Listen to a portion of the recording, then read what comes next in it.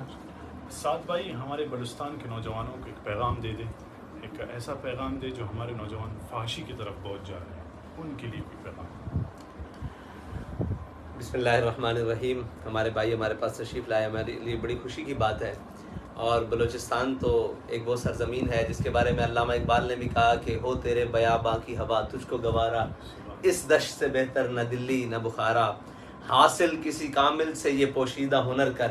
کہتے ہیں کہ شیشے کو بنا سکتے ہیں خارا۔ ہاں جی، اور آگے میں تجھ کو بتاتا ہوں تقدیر امم کیا ہے، شمشیر و ثنا اول طاؤس و رباب آخر۔ طاؤس و رباب اسلام دیتا ہے، سارا کچھ دیتا ہے، اسلام کھانے کے لیے اچھا کھانا بھی دیتا ہے اور کہتا ہے خوشی کے طریقے بھی دیتا ہے، لیکن جو فحاشی ہے نا وہ لا یدع قوم الجہاد فی سبیل اللہ الا خذلهم اللہ بالذل ولا تشیع الفاحشۃ فی قوم الا عمهم اللہ بالبلاء۔ حضرت صدیق اکبر کا جو پہلا خطبہ ہے نا اس میں کہا کہ جو قوم فحاشی میں مبتلا ہو جائے گی اللہ اس کے اوپر بلائیں نازل کر دے گا۔ اگر بلوچستان کے نوجوان فحاشی اوریانی یہ ساری چیزیں چھوڑ دیں گے تو یہ جو کچھ بھی وہاں کی بے راروی ہے، مارا ماری ہے اور ایک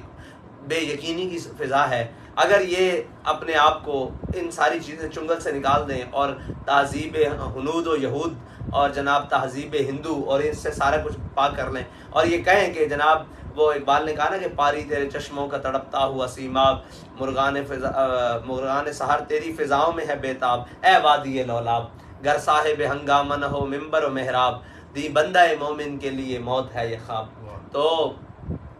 آپ تو پہاڑوں کے رہنے والے ہیں اور اقبال نے کہا کہ فطرت کے مقاصد کی کرتا ہے نگہبانی، یا بندہ صحرائی یا مرد کوہستانی۔ تو آپ نے تو فطرت کے مقاصد کی نگہبان بننا ہے، آپ تو نگہبان ہیں بلکہ اسلام کے مطابق، اور آپ کو تو ان میں نہیں مبتلا ہونا، بلکہ میں تو یہ سمجھتا ہوں کہ آپ تو فطرت کے قریب ترین رہتے ہیں، پہاڑ بھی آپ کے پاس ہیں، میدان بھی آپ کے پاس ہیں، تو آپ تو اسلام کے اصل وارث ہیں اور آپ کی تہذیب بھی سب سے اسلام کے سب سے زیادہ قریب، آپ کا قبائل کا سسٹم بھی اسلام کے زیادہ قریب، سارا کچھ اور اسلامی ہے، تو آپ کا جو وضع قطع ہے وہ بھی ایک اسلام کے مطابق وہ خوبصورت ترین ہے اور پگڑی ہے سر پر اور ایک وہ ہاتھ میں عصا ہے سنت کے مطابق، اور کیا نام ہے وہ بکریوں والا ایک رواج اور پوری وہ جو تہذیب ہے مکمل، تو آپ تو اسلام کے قریب ہیں، آپ اپنی تہذیب کو چھوڑ کر اس تہذیب کے پاس کیوں جا رہے ہیں؟ وہ اقبال نے کہا جو بھی شاخ نازک پہ آشیاں بنائے گا ناپائیدار ہوگا، یہ تہذیب خود اپنے خنجر سے خودکشی کرے گی، وہ تہذیب تو خود مٹنے والی ہے۔ آپ اسلام کی تہذیب کو چھوڑ کر اور ایمان کی چاشنی کو چھوڑ کر کہاں گم ہیں؟ میں تو سب کو کہوں گا کہ اس فحاشی اور طاؤس و رباب سے نکل کر ایک دفعہ اسلام کے دامن میں دوبارہ آئیں، اسلام آپ کو عزت دے گا۔ اسلام نے تو آپ کے پاس تو مکران اور یہاں تک صحابہ کرام تشریف لائے ہیں، تابعین تشریف لائے ہیں، تبع تابعین، آپ کے پاس تو اسلام مجاہد لے کر آئے ہیں، تو آپ کی زندگی تو مجاہدانہ ہونی چاہیے۔ جیسے اقبال نے کہا کہ اے شیخ